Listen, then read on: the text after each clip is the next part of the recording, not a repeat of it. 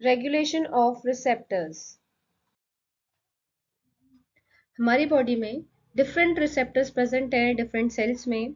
तो हमारे जो रिसेप्टर्स हैं वो रिस्पॉन्ड करते हैं किसी भी स्टिमुलाई के अगेंस्ट। उनको स्टिमुलस मिलता है तो वो रिस्पॉन्ड करते हैं, ब्रेन के पास एक सिग्नल जाता है। जैसे कि आप देख सकते हैं जो हमारे स्किन के रिसेप्टर्स, जैसे ही हम किसी ठंडे टेम्परेचर में गए हैं तो स्किन के रिसेप्टर्स एक्टिवेट हुए हैं और उन्होंने ब्रेन के पास एक सिग्नल भेजा है जिससे थर्मोरेगुलेटरी सेंटर जो कि हाइपोथैलेमस में प्रेजेंट है वो एक्टिवेट हुआ है। ठीक है। इन टर्न उसने होम्योस्टेसिस को मेंटेन करने के लिए बॉडी में कुछ फिजिकल रिस्पॉन्सेज प्रोड्यूस करे हैं, जैसे कि शिवरिंग जो कि हीट जनरेट करता है बॉडी में।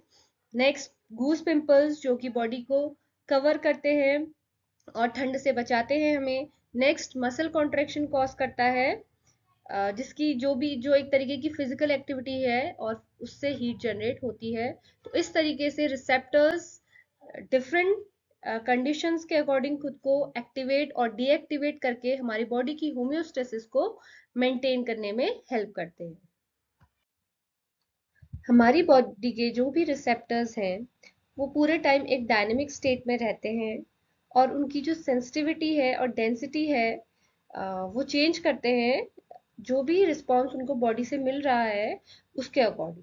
जैसे कि हमारी बॉडी में जो भी फीडबैक मैकेनिज्म चल रहे हैं उसके अकॉर्डिंग या तो रिसेप्टर की डेंसिटी कम हो जाएगी या फिर बढ़ जाएगी। सिमिलरली पैथोफिजियोलॉजी कैसी है हमारी बॉडी की, अगर कोई डिजीज है तो उस केस में जैसे कि यहाँ पे हमने देखा कि जब प्लाज्मा ग्लूकोज लेवल बॉडी में इंक्रीज हो रहा है तो आपके जो पैनक्रियाटिक बीटा सेल्स हैं उनकी क्वांटिटी बढ़ रही है जिससे कि वो इंसुलिन ज्यादा अमाउंट में रिलीज कर पा रहे हैं और बढ़े हुए प्लाज्मा ग्लूकोज लेवल को वापस से रिड्यूस कर पा रहे हैं। जैसा कि हम जानते हैं बॉडी में रिसेप्टर्स प्रेजेंट होते हैं और जो हमारे लीगेंड्स हैं या फिर एगोनिस्ट हैं वो रिसेप्टर से आके बाइंड होते हैं और एक पर्टिकुलर रिस्पॉन्स को प्रोड्यूस करते हैं। बट कभी कभी क्या होता है जो एंटागोनिस्ट हैं वो आके रिसेप्टर से बाइंड हो जाते हैं और एगोनिस्ट की बाइंडिंग को इनहिबिट करते हैं। बहुत लॉन्ग टाइम तक जब ये एंटागोनिस्ट बाइंड रहते हैं तो इसकी वजह से जो रिसेप्टर्स है उसका अप रेगुलेशन होता है और उनकी डेंसिटी और नंबर इंक्रीज हो जाते हैं और इसी की वजह से जो रिसेप्टर्स हैं उनकी रिस्पॉन्सिवनेस और उनकी सेंसिटिविटी भी इंक्रीज हो जाती है किसी भी एगोनिस्ट के लिए।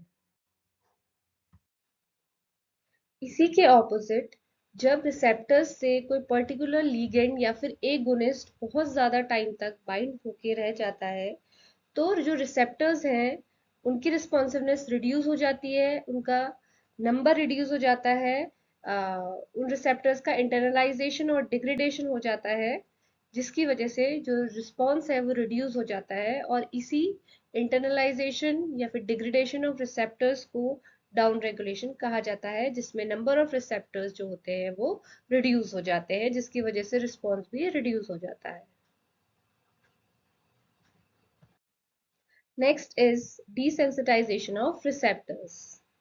desensitization में नॉर्मली जैसे लीगेंड है वो रिसेप्टर से आके बाइंड होता है और बाइंड ही रहता है और जो जी प्रोटीन कपल रिसेप्टर है उसको एक्टिवेट करता है। बट यहाँ पे आपके कुछ एंजाइम्स होते हैं हमारे सेल के अंदर, जैसे कि यहाँ पे एग्जांपल दिया है जी प्रोटीन कपल रिसेप्टर काइनेज। वो हमारा जो रिसेप्टर है उसको फॉस्फोराइलेट कर देते हैं और फॉस्फोराइलेट होने की वजह से हमारा जो रिसेप्टर है वो डीएक्टिवेट हो जाते हैं और इसी प्रोसेस को रिसेप्टर के डीएक्टिवेशन के डिसेंसिटाइजेशन कहा जाता है। हाउएवर सुपर सेंसिटिविटी जो है वो रिसेप्टर्स की वो तब होती है जब हमारे जो रिसेप्टर्स हैं वो बहुत टाइम तक ब्लॉक रह जाएं और जो एगोनिस्ट है वो आके उससे बाइंड ना कर पाए और जो एंटागोनिस्ट है वो लंबे समय तक उसमें बाइंड रहे। तो इससे जो रिसेप्टर्स हैं उनकी रिस्पॉन्सिवनेस टुवर्ड्स लीगेंड और एगोनिस्ट बढ़ जाती हैं जिसकी वजह से जैसे ही लिगेंड्स आके रिसेप्टर से बाइंड करते हैं रिस्पॉन्स बहुत ज्यादा इंक्रीज होके मिलता है। नेक्स्ट, जो रिसेप्टर रेगुलेशन है वो इन्फ्लुएंस होता है हमारी बॉडी में जो भी हॉर्मोन्स निकलते हैं उनसे। ये रिसेप्टर से जाके बाइंड होके उसको इन्फ्लुएंस करते हैं रिसेप्टर रेगुलेशन को, न्यूरोट्रांसमीटर्स से इन्फ्लुएंस होता है, और एट लास्ट ड्रग्स जो है वो इन रिसेप्टर्स के रेगुलेशन को इन्फ्लुएंस करती है। एग्जाम्पल के लिए है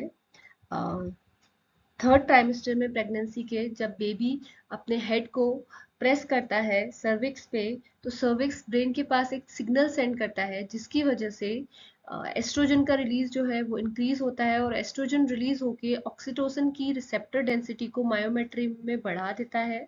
जैसे ही ऑक्सीटोसिन की रिसेप्टर डेंसिटी इंक्रीज होती है मायोमेट्रियम में, ऑक्सीटोसिन ज्यादा अमाउंट में रिसेप्टर से अपने बाइंड करके यूट्रस को कॉन्ट्रैक्ट कर पाता है।